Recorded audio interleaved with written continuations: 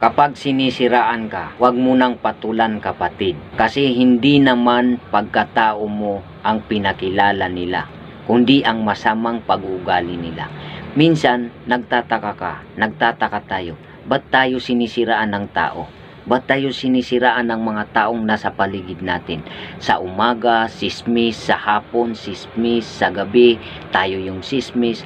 Kasi nga, isa lang yung dahilan yan. Inggit sila, ayaw nilang umangat ka, ayaw nilang may mangyari sa buhay mo. Kaya, kung ako sa'yo kapatid, huwag mo nang patulan yung mga ganyang klaseng tao. Kasi yan yung mga taong walang ginawa sa mundo, kundi ang tingnan ang iba. At hindi nila pinagsisikapan yung sarili nila para sila ay umangat, dahil ang tinitingnan nila kung ano ang meron ng iba. Yon ang isisismis nila. Until now, sismoso pa rin sila. At ikaw, mabibigla na lang sila.